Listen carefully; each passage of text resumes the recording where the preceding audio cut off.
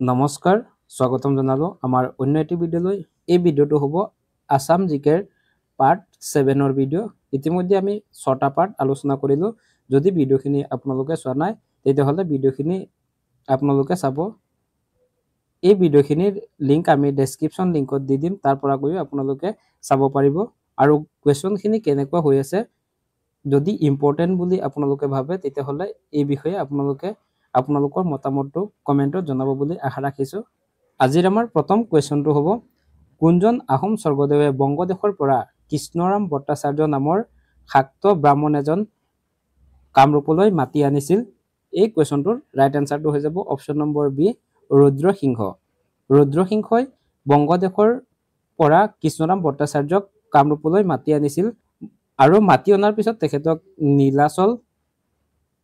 নীলাচল পাহাৰত তেখেতক আশ্ৰয় দিছিল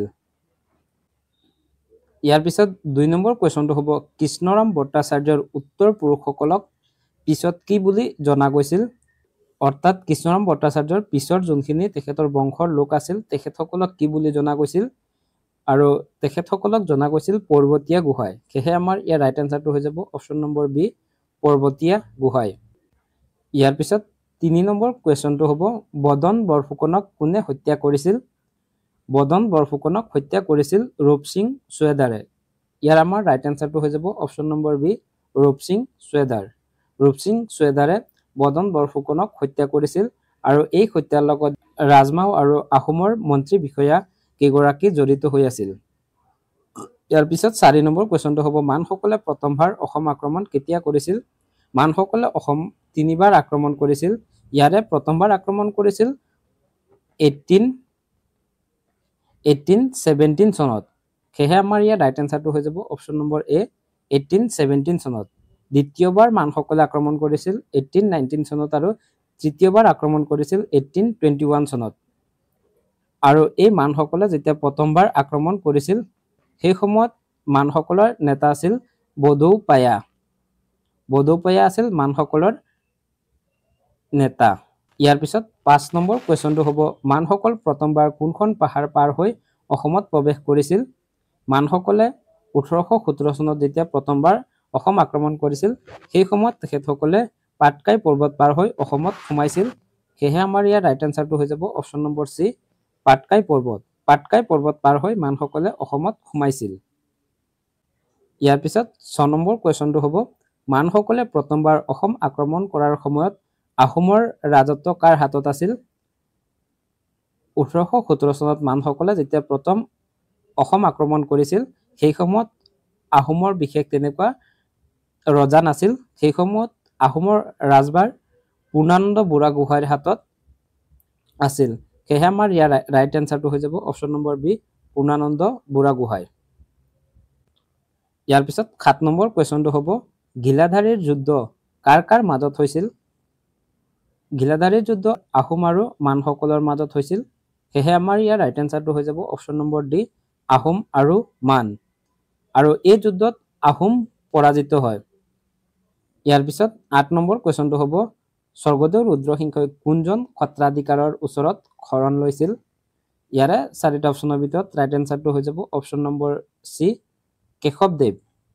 কেশৱদেৱৰ ওচৰত ৰুদ্ৰসিংহই শৰণ লৈছিল ইয়াৰ পিছত 9 নম্বৰ কোৱেশ্চনটো হ'ব অসম সাহিত্য সভাৰ প্ৰতিষ্ঠা দিৱস কিমান তাৰিখে পালন কৰা হয় আৰু ইয়াৰে 4টা অপচনৰ ভিতৰত ৰাইট আনসাৰটো হৈ যাব অপচন নম্বৰ ডি 26 ডিচেম্বৰত প্ৰতি বছৰে অসম সাহিত্য সভাৰ প্ৰতিষ্ঠা দিৱস পালন কৰা হয় এতিয়া আপোনালোকে কমেন্ট কৰি জনাওকচোন অসম সাহিত্য সভা কিমান চনত প্ৰতিষ্ঠা হৈছিল ইয়াৰ পিছত 10 নম্বৰ কোৱেশ্চনটো হ'ব দৰং ৰাজবংশাৱলী পুথিখন কোনে ৰচনা কৰিছিল দৰং ৰাজবংশাৱলী পুথিখন ৰচনা কৰিছিল বলদেৱ সূৰ্যসুৰী দৈব্যজ্ঞ সেয়ে আমাৰ ইয়াৰ ৰাইট আনসাৰটো হৈ যাব অপচন নম্বৰ সি বলদেৱ সূৰ্যসুৰী দৈব্যজ্ঞ ইয়াৰ পিছত 11 নম্বৰ কোৱেশ্চনটো হ'ব তলত দিয়া কোনখন নদী আভ্যন্তৰীণ যাতায়াতৰ বাবে ব্যৱহাৰ কৰা হয় আভ্যন্তৰীণ অৰ্থাৎ ইন্টাৰনেল যাতায়াতৰ বাবে কোনখন নদী ব্যৱহাৰ কৰা হয় আৰু ইয়াৰে অপচনখিনিৰ ভিতৰত ৰাইট আনসাৰটো হৈ যাব অপচন নম্বৰ এ ব্ৰহ্মপুত্ৰ অসমত ব্ৰহ্মপুত্ৰ নদীক আভ্যন্তৰীণ যাতায়াতৰ বাবে ব্যৱহাৰ কৰা হয়। ইয়াৰ উপৰিও ভৰাক নদীকো আভ্যন্তৰীণ যাতায়াতৰ বাবে ব্যৱহাৰ কৰা হয়। ইয়াৰ পিছত 12 নম্বৰ কুৱেশ্যনটো হ'ব ভাৰতীয় জাতীয় ক্ৰিকেট দলৰ হৈ খেলা প্ৰথমগৰাকী অসমীয়া খেলুৱৈ কোন? ইয়াত ভাৰতীয় জাতীয় ক্ৰিকেট দলৰ বুলি সুধিছে, সেয়েহে আমাৰ ইয়াৰ ৰাইট এনচাৰটো হৈ যাব option number C, Riyan Parag. Riyan পৰাগে ভাৰতীয় জাতীয় দলৰ হৈ খেলা প্ৰথমগৰাকী খেলুৱৈ। ইয়াৰ উপৰিও উমা চেত্ৰী হ'ল ভাৰতীয় মহিলা জাতীয় ক্ৰিকেট দলৰ হৈ খেলা প্ৰথমগৰাকী মহিলা ক্ৰিকেটাৰ। ইয়াৰ পিছত 13 নম্বৰ কুৱেশ্যনটো হ'ব অলিম্পিকত পদক লাভ কৰা প্ৰথমগৰাকী অসমীয়া খেলুৱৈ কোন? অলিম্পিকত পদক লাভ কৰা প্ৰথমগৰাকী অসমীয়া খেলুৱৈ হ'ল লাভলীনা বুঢ়াগোহাঁই।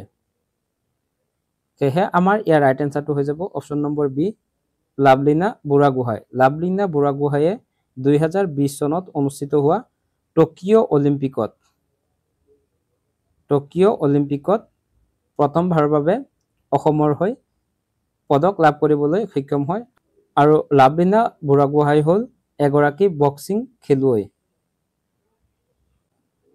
ইয়াৰ পিছত 14 নম্বৰ কুৱেশ্যনটো হ'ব ডক্টৰ ভূপেন হাজৰিকাই কিমান চনত সংগীত নাটক একাডেমী বঁটা লাভ কৰিছিল? ডক্টৰ ভূপেন হাজৰিকাই সংগীত নাটক একাডেমী বঁটা লাভ কৰিছিল 1998 চনত। ইয়াৰ আমাৰ ৰাইট এনচাৰটো হৈ যাব অপশ্যন নম্বৰ ডি, 1998 চনত। 1998 চনত তেখেতে সংগীত নাটক একাডেমী বঁটা লাভ কৰিবলৈ সক্ষম হয়। ইয়াৰ পিছত 15 নম্বৰ কুৱেশ্যনটো হ'ব প্ৰথম অসমীয়া চলচ্চিত্ৰৰ অভিনেত্ৰী কোন আছিল? প্ৰথম অসমীয়া চলচ্চিত্ৰখন আছিল জয়মতী, আৰু যিখন 1935 চনত মুক্তি লাভ কৰিছিল। আৰু এই জয়মতী চলচ্চিত্ৰখনতেই অভিনেত্ৰী হিচাপে কাম কৰিছিল আইদেউ সন্দিকৈয়ে।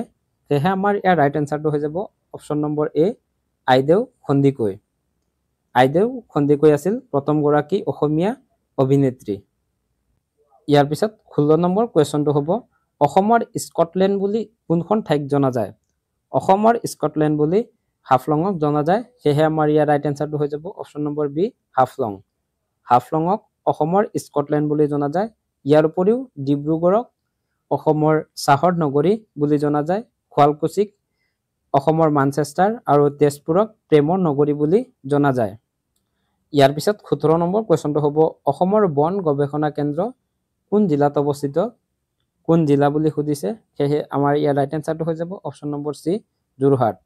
যোৰহাটত অসমৰ বন গৱেষণা কেন্দ্ৰ অৱস্থিত। ইয়াৰ পিছত 18 নম্বৰ কুৱেশ্যনটো হ'ব কিমান চনত এশিঙীয়া গঁড়ক অসমৰ ৰাজ্যিক জন্তুৰ মৰ্যাদা প্ৰদান কৰা হয়? এশিঙীয়া গঁড়ক ৰাজ্যিক জন্তু হিচাপে মৰ্যাদা প্ৰদান কৰা হয় 2003 চনৰ 4 এপ্ৰিলত। সেয়েহে আমাৰ ইয়াৰ ৰাইট এনচাৰটো হৈ যাব অপশ্যন নম্বৰ ডি, 2003 চনৰ 4 এপ্ৰিলত। আৰু সেই একেদিনাই অসমৰ ৰাজ্যিক গছ হুলুং গছক ৰাজ্যিক গছ হিচাপে মৰ্যাদা প্ৰদান কৰা হৈছিল। ইয়াৰ পিছত 19 নম্বৰ কুৱেশ্যনটো হ'ব অসম ৰাজ্যিক বিদ্যুৎ পৰিষদ আছাম ষ্টেট ইলেক্ট্ৰিচিটি বোৰ্ড কিমান চনত গঠন হৈছিল? ইয়াৰে অপশ্যনখিনিৰ ভিতৰত ৰাইট এনচাৰটো হৈ যাব অপশ্যন নম্বৰ এ, 1958 চনৰ 1 জুনত। ইয়াৰ পিছত 20 নম্বৰ কুৱেশ্যনটো হ'ব Assam power distribution company limited চমুকৈ APDCL কেতিয়া স্থাপন হৈছিল? APDCL গঠন হৈছিল 2009 চনত। সেয়েহে আমাৰ ইয়াৰ ৰাইট এনচাৰটো হৈ যাব অপশ্যন নম্বৰ ডি, 2009 চনত। APDCL প্ৰথমত 1958 চনত আছাম ষ্টেট ইলেক্ট্ৰিচিটি বোৰ্ড হিচাপে গঠন হয়। পিছত 2009 চনত গৈ APDCL হিচাপে প্ৰতিষ্ঠা লাভ কৰে। এইখিনি আছিল আজিৰ আমাৰ এই ভিডিঅ'টোত আলোচনা কৰিবলগীয়া ইম্পৰ্টেণ্ট আছাম জিকেৰ কুৱেশ্যনখিনি কেনেকুৱা হৈ আছে সেই বিষয়ে আপোনালোকে আপোনালোকৰ মতামতটো কমেণ্টত জনাব বুলি আশা ৰাখিছোঁ। ইয়াৰ পিছত প্ৰতিটো ভিডিঅ'ত যেনেকুৱা আপোনালোকলৈ আমি এটা কুৱেশ্যন আগবঢ়াওঁ আৰু যাৰ উত্তৰটো আপোনালোকে কমেণ্টত আগবঢ়াই যায়, যিসকলে কমেণ্টত লিখি যায় তেখেতসকলৰ বিশেষ বিশেষ ধন্যবাদ। আজিও আপোনালোকলৈ এটা কুৱেশ্যন লৈ আহিছোঁ আৰু সেই কুৱেশ্যনটো হ'ব অসমৰ চিৰিয়াখানাৰ প্ৰতিষ্ঠাপক কোন? আছাম জুৰ প্ৰতিষ্ঠাপক অৰ্থাৎ এষ্টাব্লিছ কোনে কৰিছিল 4টা অপচন দিয়া আছে অপচনখিনিৰ ভিতৰত আপোনালোকে ৰাইট এনসাৰটো কমেন্ট কৰি জনাব বুলি আশা ৰাখিছো আৰু নহলে ইয়াৰ এনসাৰটো আপোনালোকে ডেসক্ৰিপচনত পাই যাব তাৰ পৰা গৈও আপোনালোকে এনসাৰটো জানি লব আৰু ভিডিওখিনি কেনেকুৱা পাই আছে যদি ভিডিওখিনি ভাল পায় তেতিয়াহলে ভিডিওখিনি লাইক শেয়াৰ এণ্ড চেনেলটো সাবস্ক্ৰাইব কৰিবলৈ নাপাহৰিব ভিডিওটো শেষলৈ চোৱাৰ বাবে ধন্যবাদ জয় আই অসম